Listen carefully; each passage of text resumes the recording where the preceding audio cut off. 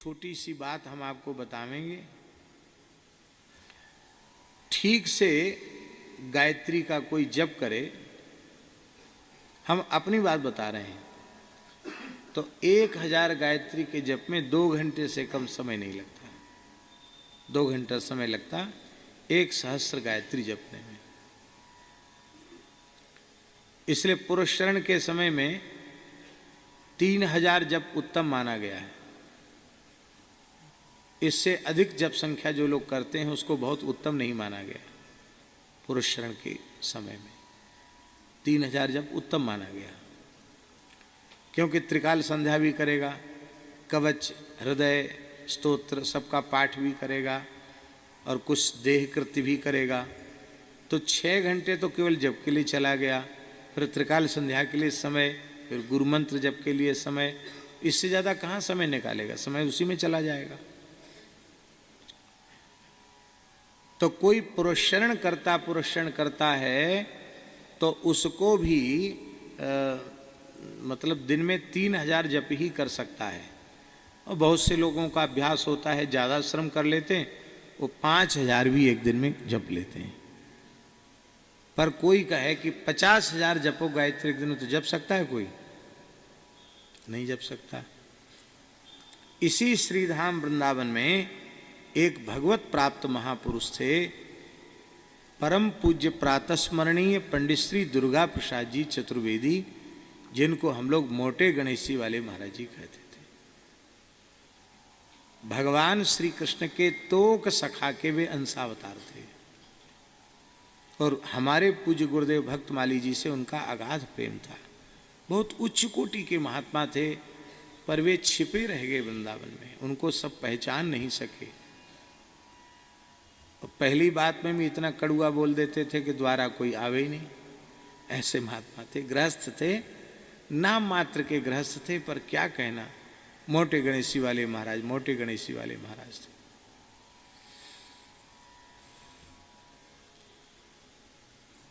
कई जीवों को भगवत साक्षात्कार कराया उन्होंने, ऐसे महापुरुष थे वो।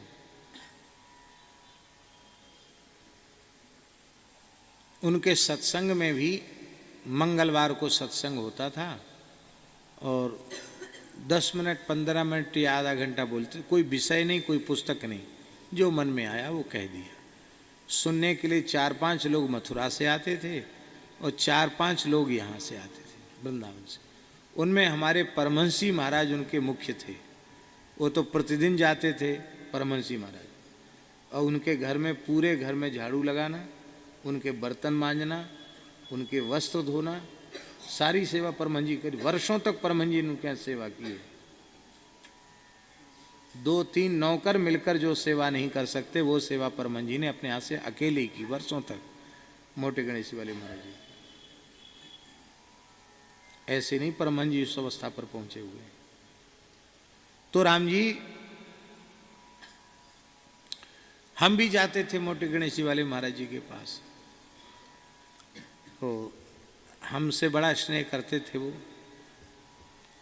तो एक बार तो हमसे बोले, पाणे तोय द्वारिका जानो, ऐसे बात बोले, पाणे तोय द्वारिका जानो। हमने कहा महाराज जी आशय क्या है? बोले तुमको कहीं अटकना भटकना नहीं है, साक्षात श्री कृष्ण के चरणों में ही पहुंचना है। संकल्प कर लो, वहीं जाओगे, कहीं भटकोगे नहीं। तो ये द्वारिका जानो। ठीक है, सुन लिया हमने। फिर हमसे बोले क्या करते हो? हमने कि महाराज जी पढ़ते हैं। संध्या करते हो? हमने क्या करते हैं। गायत्री जब करते हैं? हमने क्या 1 माला सवेरे करते हैं, 1 माला शाम को करते हैं। समय कभी ज़्यादा हो जाता हो तो 3 माला या 5 माला कर लेते हैं, बाकी गुरु मंत्र कर लेते हैं। अरे तो बहुत कम करते हो, 50,000 गायत्री जपा करो रोज। क्या बोले वो? अब हम अपने मन में सोचे कि महाराज जी बड़े वृद्ध हैं और शायद वृद्धावस्था में उनकी स्मृति में नहीं रहा होगा। वो कह रहे हैं 50,000, ज़्यादा कोशिश करने पर तो 3000 अनुष्ठान काल में जपता है। हम तो पढ़ते भी हैं, विद्यालय पढ़ने जाते हैं, अब एक दिन में 50,000 कैसे होगा? हमने कहा महाराज जी आप आज्ञा तो कर रहे हैं लेकिन तो संभव तो नहीं दिखता। अरे क्यों संभव नहीं होगा, हो जाएगा। बोले हो जाएगा। हमने कहा महाराज जी हमको तो नहीं लगता कि होगा। बोले फिर तुम्हारी जैसी इच्छा।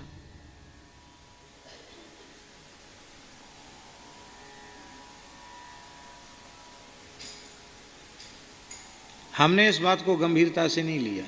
हमने ये समझा कि महाराज जी अपने भाव में किसी में होंगे, कह दिया उन्होंने।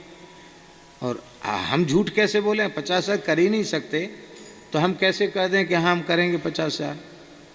हमें विश्वास नहीं, किसी प्रकार से संभव नहीं, कैसे करेंगे। महाराज जी ये तो संभव नहीं है। कैसे संभव नहीं, हो जाएगा। हमने कहा तो लगता नहीं होगा। बोले फिर तुम्हारी जैसी इच्छा। चुप हो गए। लौट के आ गए। सुदामा कुटी में रहते थे, महाराज जी आ गए। परमहंस जी ने कहा पंडित जी आप बहुत बड़ा अवसर चूक गए। वो ऐसे समर्थ महापुरुष हैं कि उनके वचन पर यदि आपने विश्वास किया होता आपके रोम रोम से गायत्री निकलने लग जाता। आप 50,000 नहीं, उनके मुंह से जो निकलता वो भगवान श्री कृष्ण सत्य करते, क्योंकि वे मनवाणी क्रिया से सत्य का पालन करने वाले। तुमने उनकी बात पर विश्वास नहीं किया, तुम चूक गए। परम जी ने कहा आप चूक गए। आप कह देते कि ठीक है आप, मेरी सामर्थ्य तो नहीं है पर आपकी वाणी से निकला है तो हो जाएगा, ऐसा आप कहते। देखो कैसे नहीं होता। अब भी हमारी खोपड़ी में नहीं घुस रही कि कैसे होता, लेकिन परमहंस जी की श्रद्धा, उन्होंने कहा कि यदि आप स्वीकार कर लेते तो होने लग जाता।